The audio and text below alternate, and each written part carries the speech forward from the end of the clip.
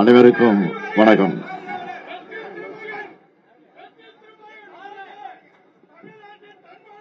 உரிமைக்காகவும் உழைப்புக்கேற்ற ஊதியத்தை பெற வேண்டும் என்ற நோக்கத்தோடு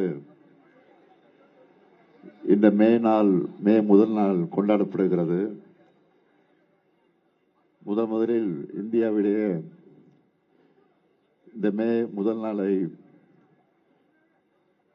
சென்னையில தான் நாம் கொண்டாட தொடங்கி இருக்கிறோம்.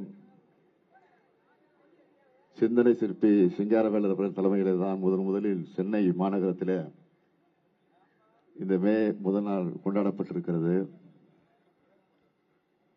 உழைப்புக்கேற்ற ஊதியம் தொழிலாளருடைய உரிமை. அதேபோல் இன்றைக்கு நம்முடைய கழக தோழர்கள் உழைத்திருக்கக்கூடிய உழைப்புக்கு பலன் வருகிற 4ஆம் தேதி பெறவிருக்கிறோம். அதில் எந்த மாற்றமும் இல்லை, ஒரு துளி அளவு கூட மாற்றம் இல்லை என்பதை ஏதோ கருத்து கணிப்பின் அடிப்படையில் நான் சொல்லுகிறேன் என்று யாரும் கருத வேண்டிய அவசியம் இல்லை. கழகத்துடைய உணர்வை உணர்ந்து கொண்டிருக்கக்கூடிய காரணத்தால் அந்த கருத்தை நான் எடுத்து வைத்திருக்கிறேன், தவிர வேறல்ல. ஆக அதே நேரத்தில் இன்று மே முதல் நாளை இன்றைக்கு தொழிலாளருக்குரிய அந்த மரியாதையை, மதிப்பை, அவருடைய உரிமையை இன்றைக்கு கொண்டாடக்கூடிய வகையில் இந்த நாளை கொண்டாடி கொண்டிருக்கிறோம்.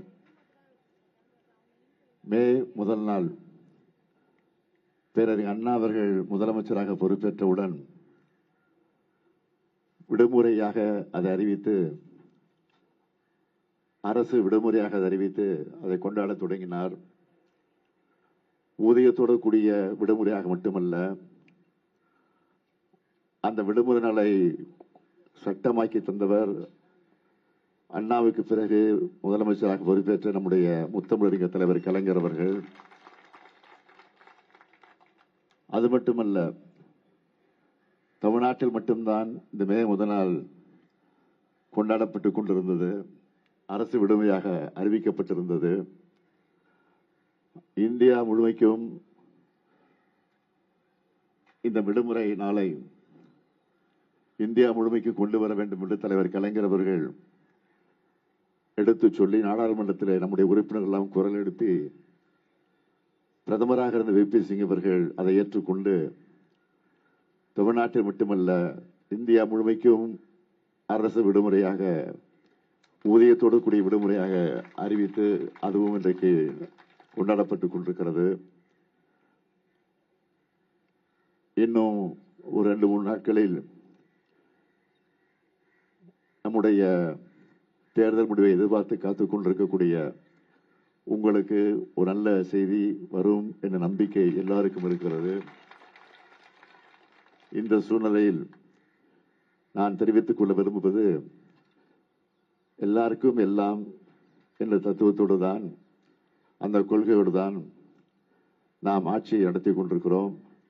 ஆக அது தொடரும் தொடரும் தொடரும் என்ற உறுதியை எடுத்து சொல்லி இந்த மேதின நினைவு பூங்காவை தலைவர் கலைஞர் அவர்கள் தான் உருவாக்கி தந்திருக்கிறார்கள். இந்த பூங்காவில் அமைக்கப்பட்டிருக்கக்கூடிய நினைவு சின்னத்தையும் தலைவர் கலைஞர் அவர்கள் தான் உருவாக்கி தந்தது மட்டுமல்ல, அது எப்படி அமைய வேண்டும் என்று பல முறை இந்த இடத்திற்கு நேரடியாக வந்து அதையெல்லாம் சரி செய்து அதை உருவாக்கி தந்திருக்கிறார்கள். இதற்காக இதை குறிப்பிட்டு சொல்கிறேன் என்று சொன்னால், தொழிலாளர்கள் மீது, தொழிலாளர் உரிமை மீது எந்த அளவுக்கு தலைவர் கலைஞர் அவர்கள் நம்பிக்கை வைத்திருந்தாரோ அந்த நம்பிக்கைக்கு பாத்திரமாக நான் மட்டுமல்ல, நாம் அனைவரும் ஒன்றிணைந்து பாடுபடுவோம், பணியாற்றுவோம், உழைப்போம் என்று சொல்லி விடைபெறுகிறேன். நன்றி, வணக்கம்.